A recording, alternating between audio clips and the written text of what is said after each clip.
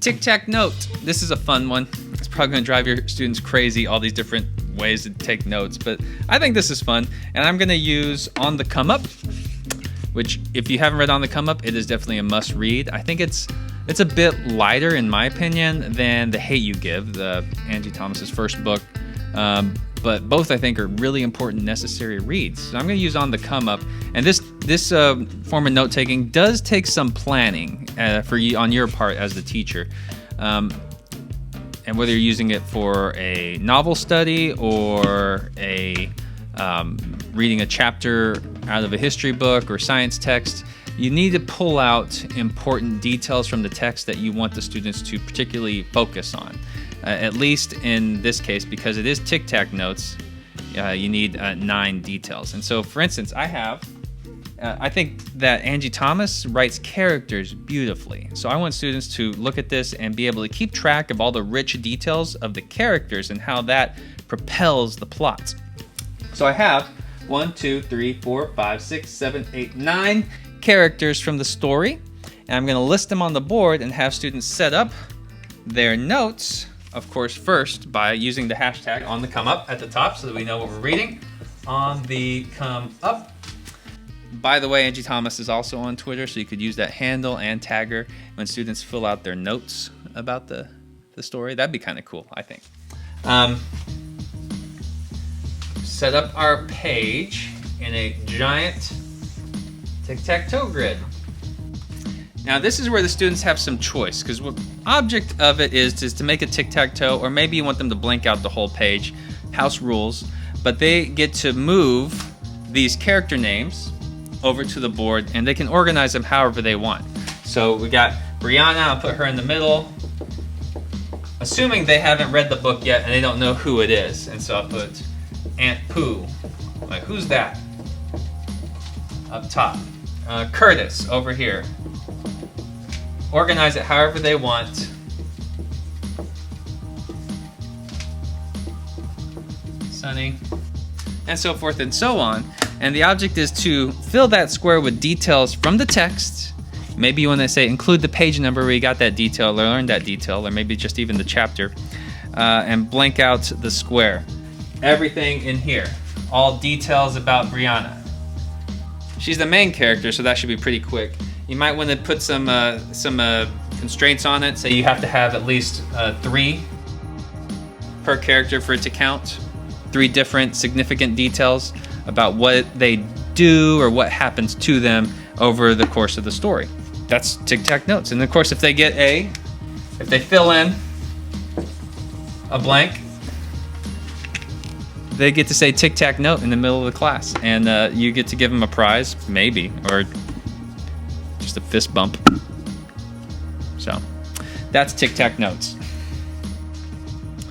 All right, so these next 2 note-taking strategies I think are pretty popular. You might have heard of them before. Of course, Cornell Notes.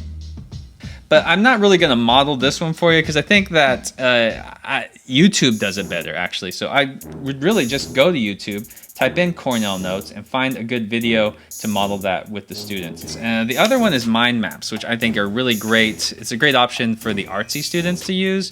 It's all based on visuals and color scheming. So if you have map color pencils, which I prefer to ask for that rather than crayons in the classroom, especially if you're a secondary teacher, why are you asking for crayons? Nobody does. Not that anybody does. But I still like map color pencils as an option.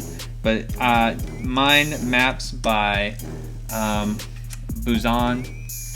He is, Tony Buzan. Had lots of good videos on that too. There's actually a really good one that has like really calming music, but even the TED Talks about it are pretty cool to watch about mind maps and teach students, and then they can understand the science behind why that's so effective. So just knocking that right out, just say use YouTube for that. Last strategy, top 10 lists. This is like a throwback to David Letterman. Remember David Letterman? I'm old enough to remember David Letterman. You might not remember David Letterman, depending on your age. But he had the infamous top 10 of the night, and it was in descending order from basically low priority to highest priority. And that's essentially what we're recreating here with the top 10 list. When you're reading a text, for example, I am not your perfect Mexican daughter, you're going to take I think this is a good summative note-taking strategy. At the end, have students reflect and prioritize what are the top 10 takeaways from the story that are most important for people to know about this book.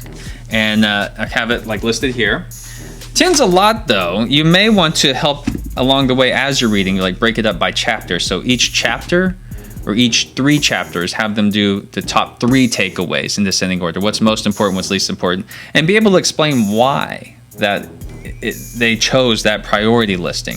I think it's a good way to also incorporate Flipgrid, where they have that top 10 list and they use those bullet points to practice then elaborating just to their Flipgrid camera, because you always got to teach speaking and listening, and then they can use their notes to just look at that. They could always, of course, add details into the notes, but one of the things I think is important to practice is how to use just brief words in their notes and then understand how to elaborate on those words extensively.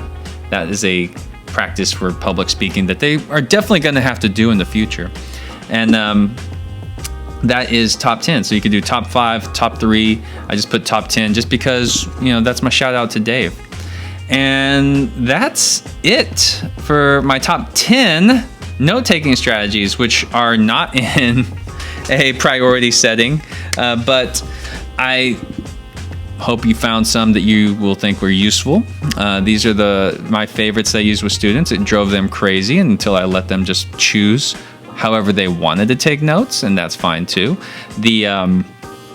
I just think note-taking in general is much more effective than packets or worksheet, and it's going to be better for your classroom when you're teaching practice than anything you can download off of Teachers Pay Teachers. Although I do have a Teachers Pay Teachers account, which if you like the video and you want to support more PD videos, feel free to check out some of the stuff we got on Teachers Pay Teachers, on the Teachers Pay Teachers page. And hopefully we'll be putting more stuff out there that will be just useful resources. And of course, I'll give those resources away to anybody I do PD with, of course.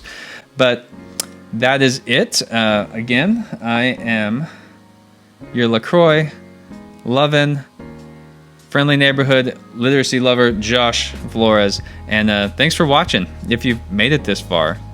So thanks for watching, and until next time, take care of yourself, take care of your students, and take care of each other.